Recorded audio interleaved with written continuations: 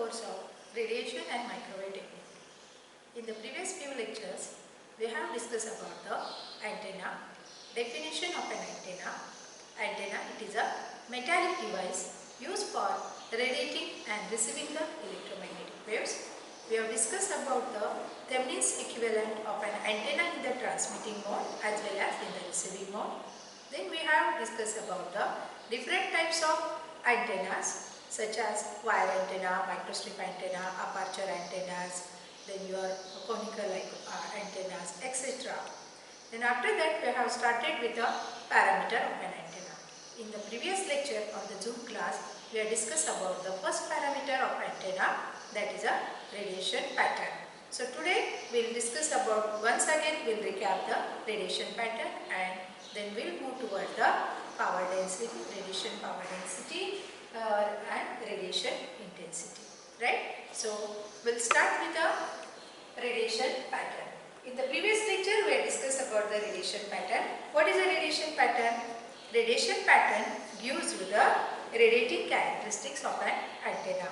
It is a graphical representation or it is a mathematical function of an radiating properties of an antenna.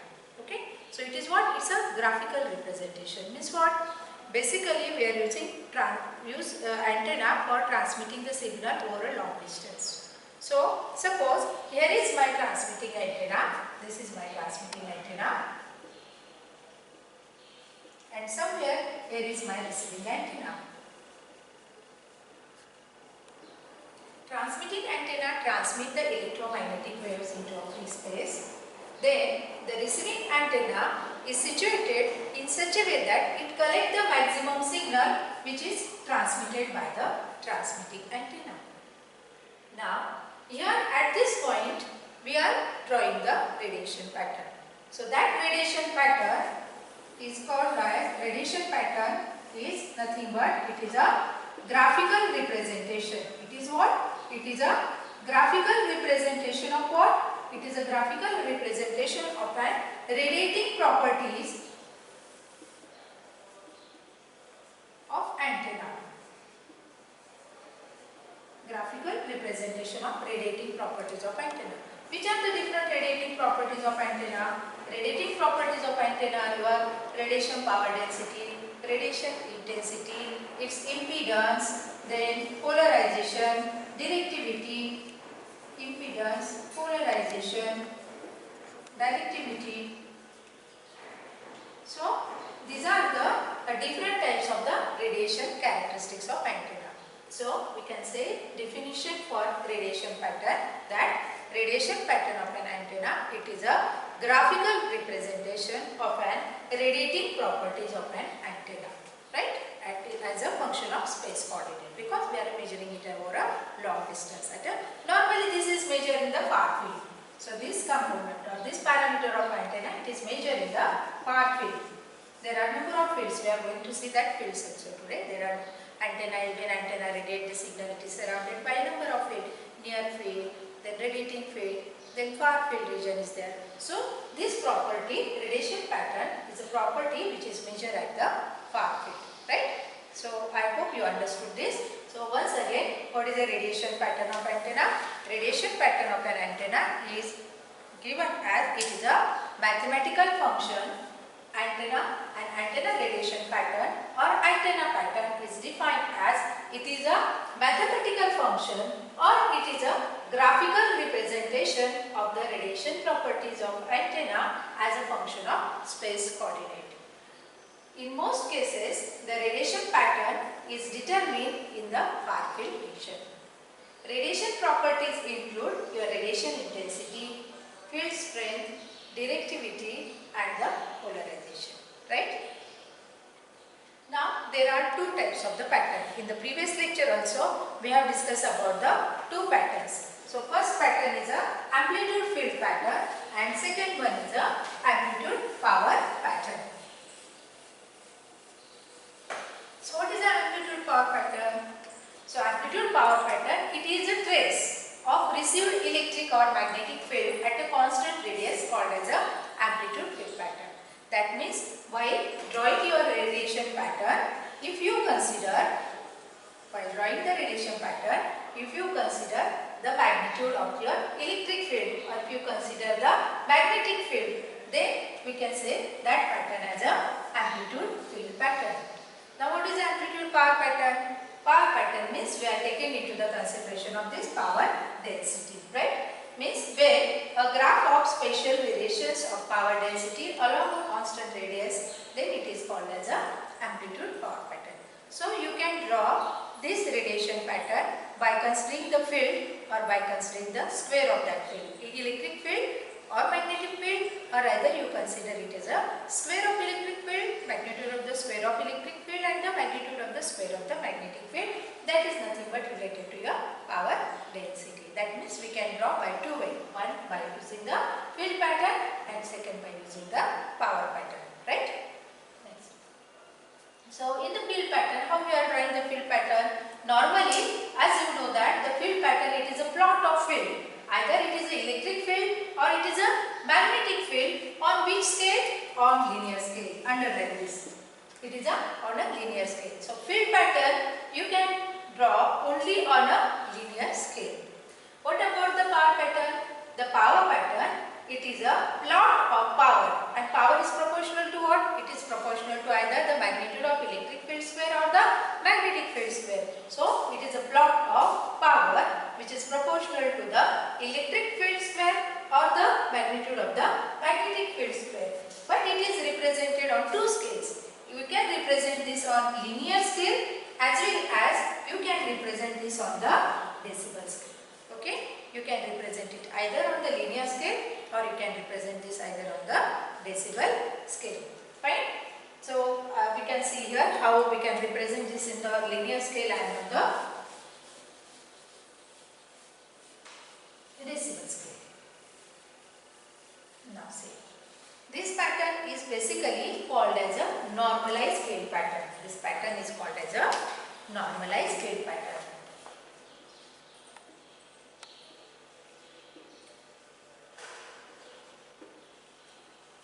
What is a normalized field pattern? What is the meaning of normalization? Normalization means, suppose this is your radiation pattern, right? Now here in this radiation pattern, in this major lobe, we have maxima here. So here we are getting the maximum value. Here we are getting the maximum value of the electric field, right? Now I want to find out the normalized value for each point. Suppose my value our point is here on the plot, right? And we have to normalize this point. So what we are doing? So here we are having say field strength is equals to obviously 0 because here the raw cost, here the value is maximum. Somewhere you are getting here the half of that value, and somewhere here you are getting suppose 0.25 say millivolt of signal or something signal we are obtaining here. Electric field strength we are obtaining this much per meter of course. So this much is the electric field. Suppose 0.25 value we are obtaining here, and we have to normalize this value. So what we are doing? We are taking this constant point, that is 0.25. We are dividing it by, suppose this value, say here it is a E1. So say here this is my E1, and this is what? This is the Emax, maximum value. So E1 divided by Emax, the magnitude of E1 divided by the Emax. So this is what? This is your E1 normalized. So it is called as a normalized value of electric field. Suppose we are at this point, see. So this point is equals to, we can say this is say E3, right? So we have to calculate the normalized value of this E3.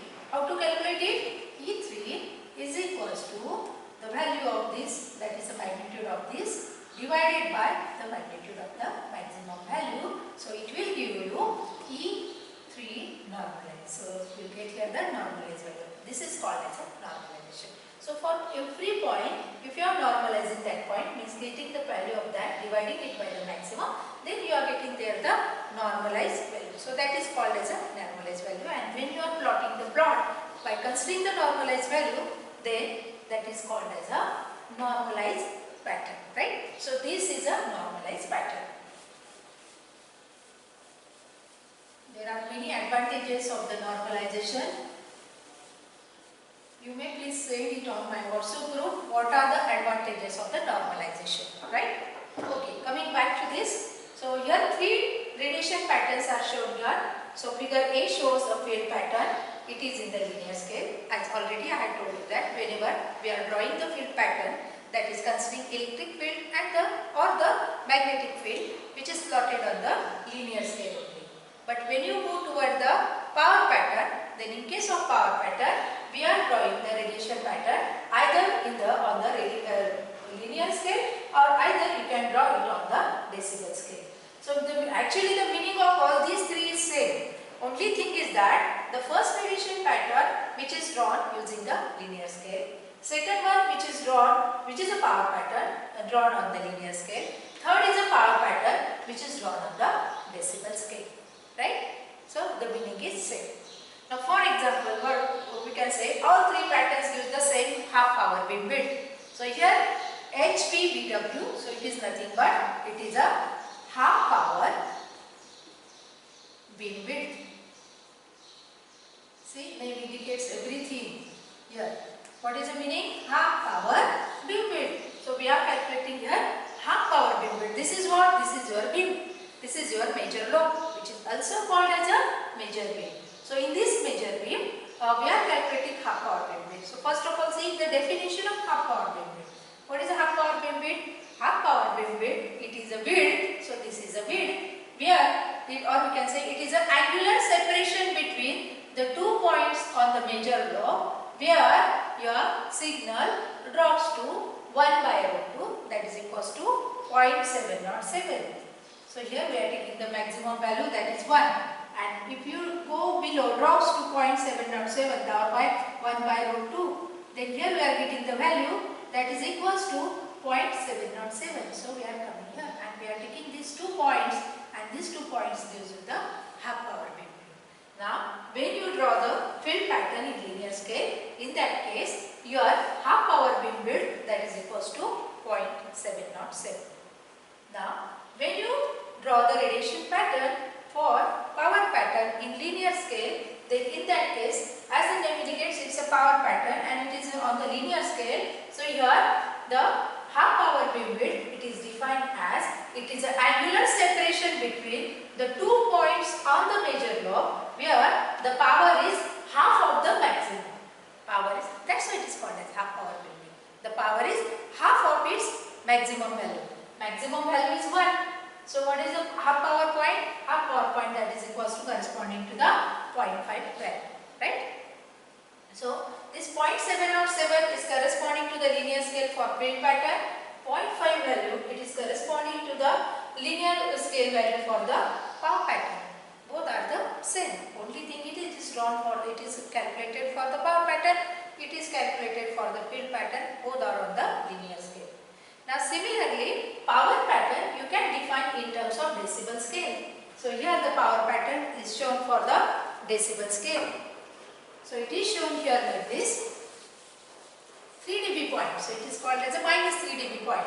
So here half power beam width you can define as it is a angular separation between the 2 points on the major lobe or on the main beam where the power is minus 3 dB with respect to your maximum value. So maximum value is 0, so power is go to the minus 3 dB. 3 dB below. You can use the word as a 3 dB below or it is minus 3 dB. Don't use the word below minus 3 dB. So below and minus 3 dB, don't say like this. So it is a 3 dB below or it is minus 3 dB at a point of minus 3 dB, right?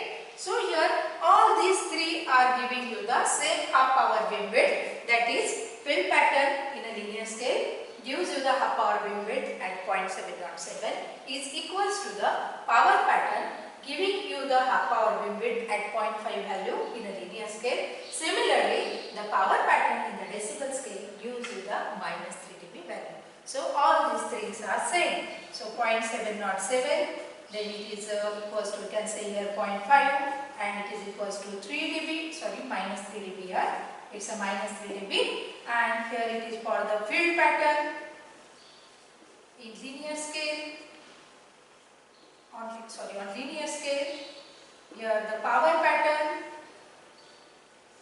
on linear scale, and here it is again power pattern but in a a decibel scale. So power pattern is drawn on linear scale as well as on the decibel scale, but the field pattern which is drawn only on the linear scale. So I hope you understood this concept of half power bandwidth related to the field pattern in linear scale and power pattern in linear scale at the decibel scale. Let us move to the next point. Here we discuss about the radiation pattern. What is the radiation pattern now? So this is a radiation pattern which is drawn at the far field at the receiving antenna. Of course, this is obtained at the receiving antenna. Transmitting antenna has transmitted the signal into the free space, and receiving antenna is directed in such a way that it collects the maximum signal from the free space, and this kind of the pattern is drawn at the receiving antenna by considering its electric field. So different properties are there. By considering that, we are drawing it. Even polarization, directivity, impedance, all these things are taken into the consideration at the receiving side while drawing this radiation pattern. Now, what is a radiation pattern? Radiation pattern consists of number of lobes. It consists of number of lobes. The lobes are basically divided into two parts. So lobes are major lobe and the minor lobe.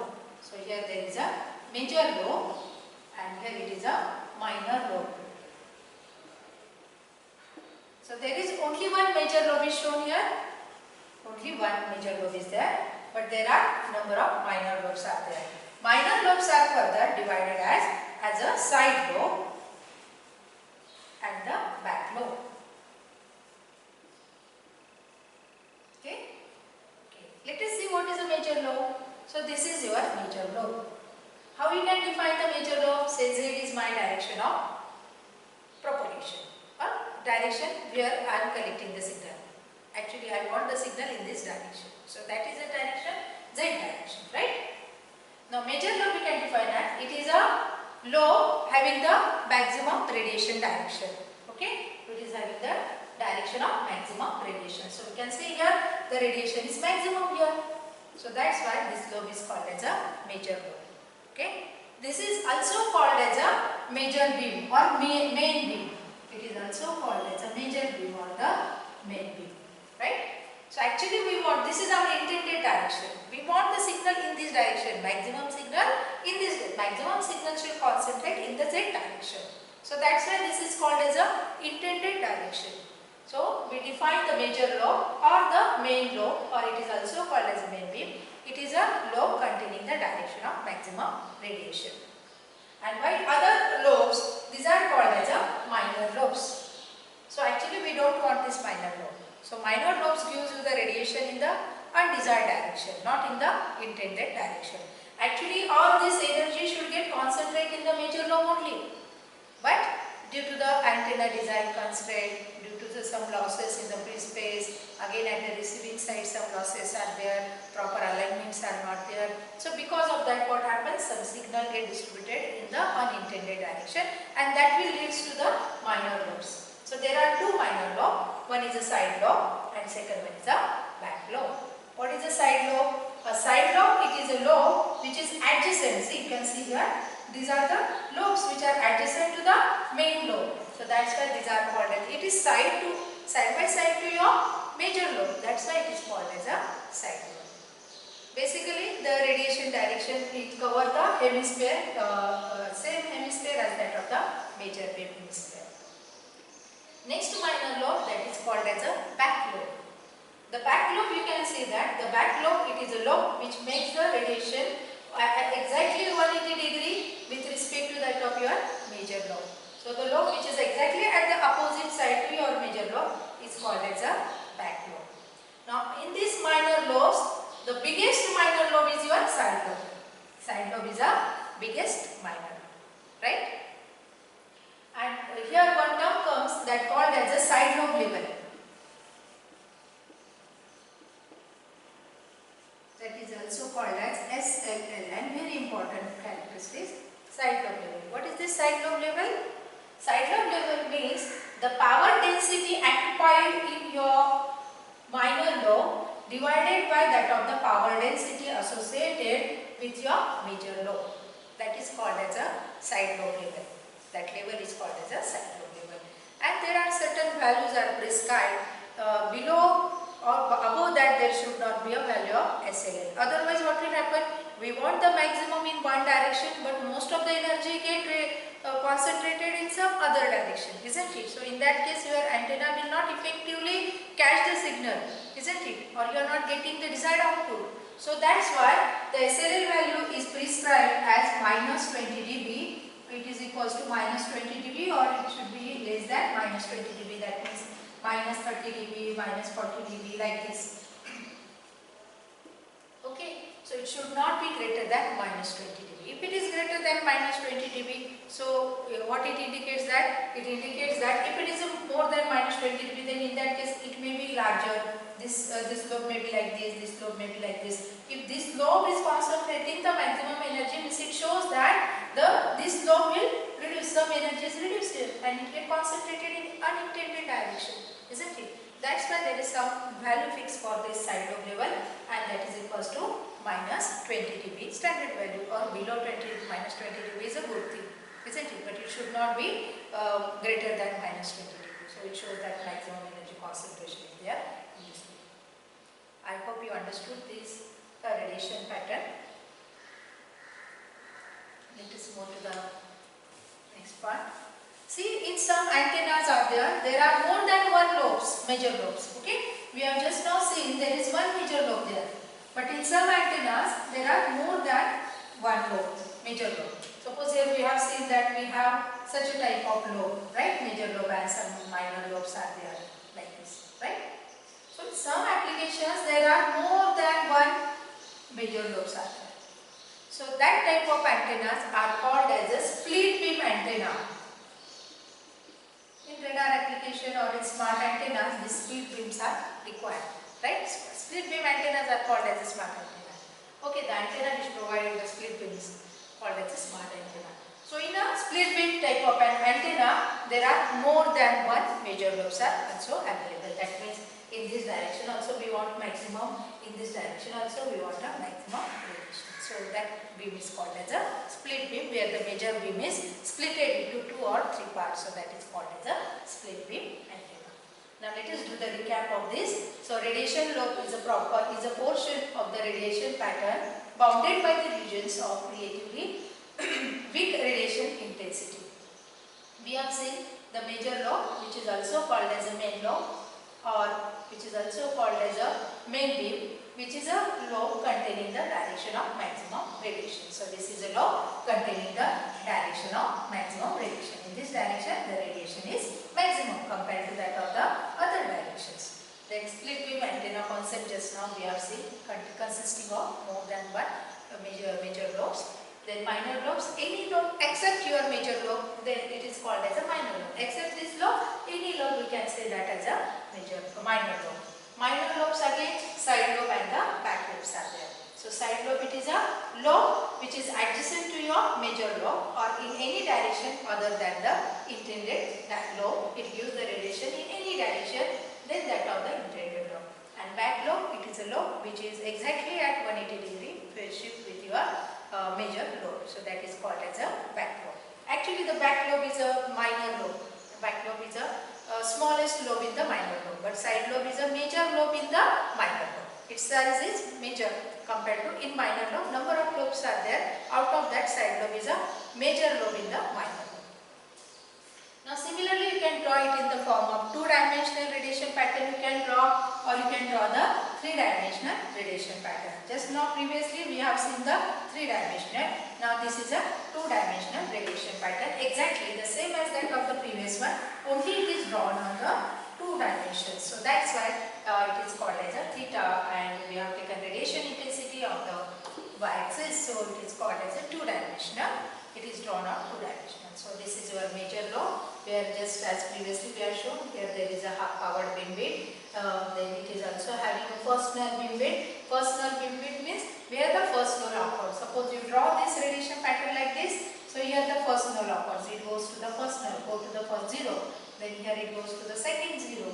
Then third. So this is called as a first null beam width. If you consider this, then we can say this is a second null. This is a first null beam width. This is a second null beam width. Similarly, if you draw for the next one, then it is called as a third null wavelet, like this. So this is a first null wavelet where the first null occurs. The point where the angular separation between the 2 points on the major law, where the first null occurs, means first zero occurs, that is called as a first null wavelet. So that is shown here. Similarly, there is a side lobe present here, and that is adjacent to your major lobe. And back lobe is also there. As you know, back lobe is exactly at 180 degrees, so it is shown as a pi radius. Okay, so 180 degree out of phase it is shown. So this is the plotted on the power pattern linear scale. That is point. If you consider that it is a 1, then obviously this value, if this is a 1, then this value is corresponding to 0.5. Okay. So if we have drawn this for the field pattern in linear scale, then obviously this will be equals to 0.7 or 7. Right? So similarly, you can draw your 3-dimensional and the 2-dimensional. In 2-dimensional, we consider the vertical plane as well as the horizontal plane. Let us move to the next slide. There are 3 types of the patterns are there. Basically, in the antenna, 3 important patterns are there associated with the antenna. That is isotropic pattern, directional pattern, and the omnidirectional pattern. First, consider a isotropic pattern. Now you know that what is the isotropic source? So before studying the isotropic pattern, you must know the isotropic source. What is isotropic source? Isotropic source is an ideal source. Practically, it is not available. It is not realizable. Isotropic source is a source which radiates equally in all the directions. So that source is called as a isotropic source. So isotropic radiation pattern we can define for any antenna. It is a hypothetical lossless antenna. Isotropic antenna, it is a hypothetical. We are taking this as an imagination. Actually, it is not realizable. So isotropic antenna, it is a hypothetical lossless antenna having the radiation equally in all the directions. You know that it is practically not realizable. Although it is ideal and not physically realizable, but we are considering this antenna as a reference for calculating the radiation pattern for any antenna. We consider this antenna as a ideal antenna, and with respect to this antenna, we are calculating the radiation pattern for other antenna. And for this antenna, we define its gain in decibel like this. Say its gain, suppose its gain is a 2.5 dBi. So gain in 2.5 dB, but it is with respect to what? With respect to isotropic antenna. So normally it is defined in terms of dBi. Okay, that is with respect to isotropic. So this is considered as somewhat reference antenna for calculating the radiation pattern for the remaining antennas, right? So it is often taken as a reference for expressing the directive properties of actual antenna. So gain, as you know that gain is what? Output divided by input.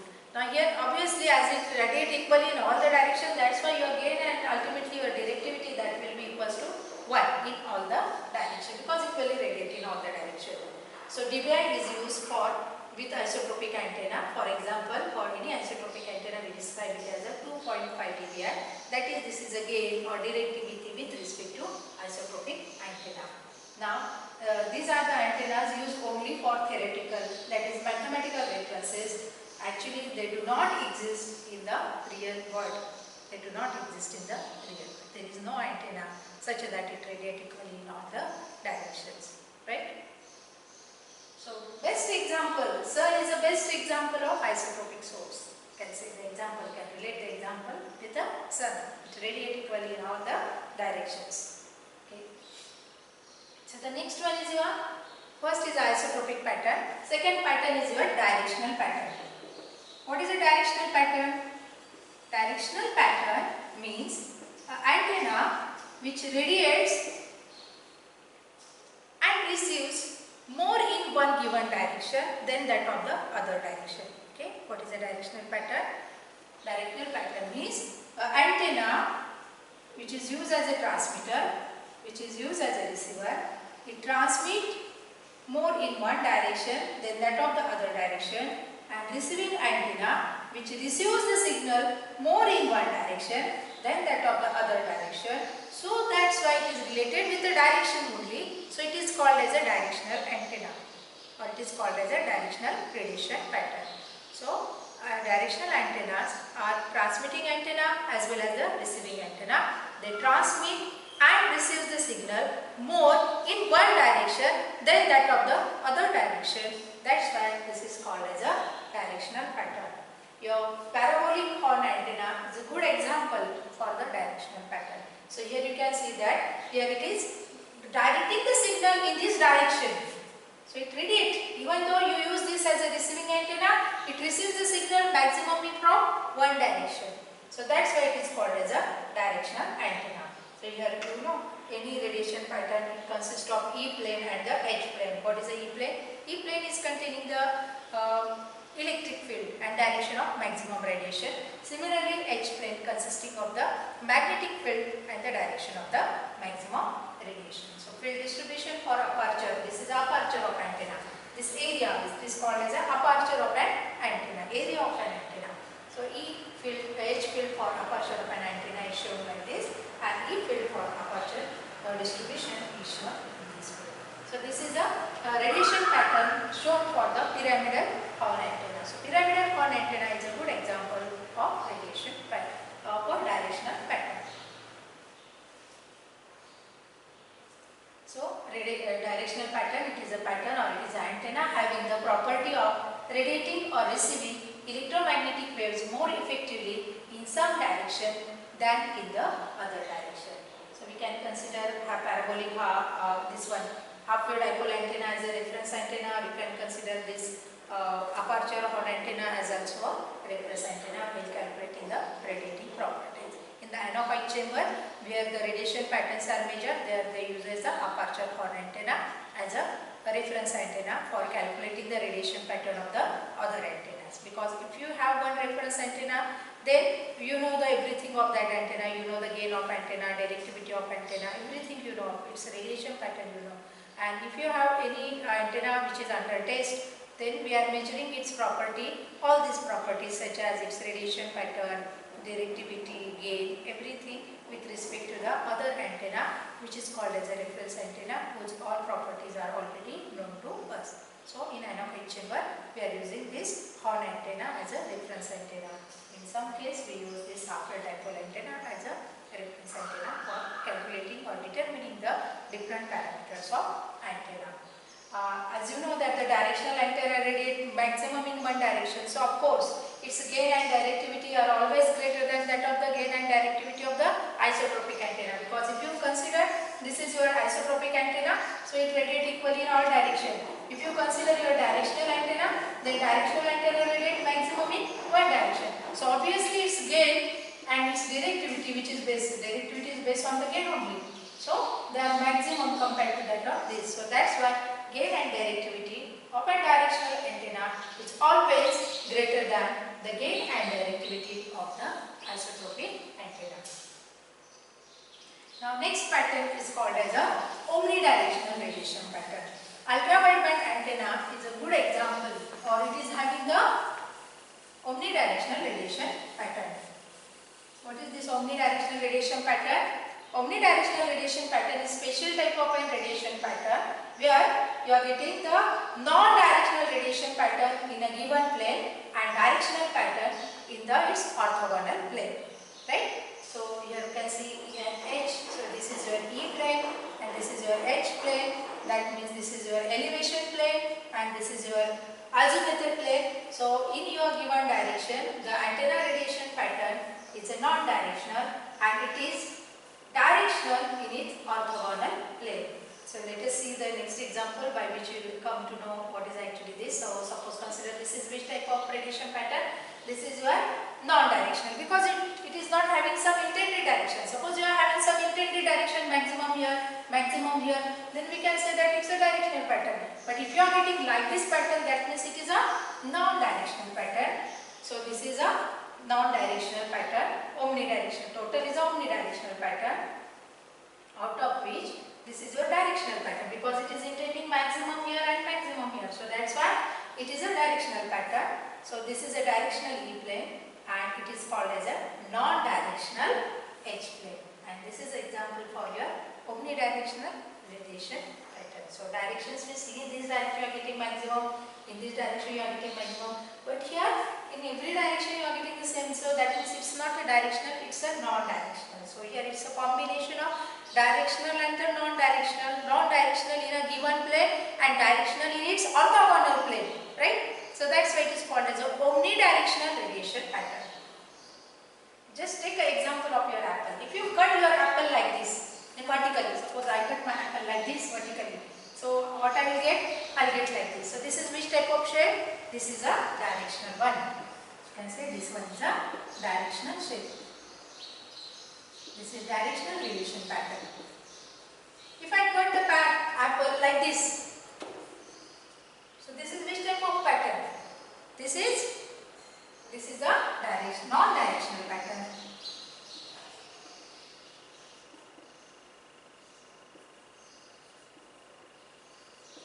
And this total will give the omnidirectional radiation pattern, which is a combination of directional radiation pattern and the non-directional radiation pattern. Practically, if you do the simulation of antenna and if you observe the output, so you will get like this pattern. So maximum energy concentration you can see in this part. Red area normally shows that the maximum radiation, maximum concentration of an energy. So here also you can say azimuthal. Just now I used the word azimuthal plane and the elevation plane. So azimuthal means your phi changing from 0 degree to the 360 degree, that is 0 to 2 pi. Similarly, we can say here the elevation plane also, theta, where the variation of, here there is a variation of the phi from 0 to 2 pi, and here there is a elevation angle where theta, that is moving from 0 to 180 degrees, like this. So here from this you will clear this concept of what is the azimuthal angle and what is the elevation angle. So non-directional radiation pattern, that is in the azimuthal plane, while directional radiation pattern, that is in the elevation plane, right? So omnidirectional radiation pattern, it is a pattern that it is a non-directional in a given plane, that is in your azimuthal plane, and directional in its orthogonal plane, that is in the elevation plane, right? That is theta is equals to 0 to pi. So far we have discussed here about the radiation properties of an antenna. The radiation property of antenna we calculate by considering drawing the graphical representation. It is nothing but graphical representation of an radiative properties of an antenna as a function of space coordinate system. Generally, we draw this radiation pattern in the far field region. There are different properties of the radiation pattern that are taken into the consideration while drawing the radiation pattern, such as we are considering here radiation intensity, flux density, then input impedance. Also we consider the polarization and the directivity of the antenna. Here we have discussed in detail about the field pattern and the power pattern, how they are drawn on the linear scale and the decibel scale, and their relationship between the linear scale and the decibel scale. So in the next lecture we will discuss about the different regions surrounded by an antenna. I hope you understood the lecture. Thank you. Take care of yourself.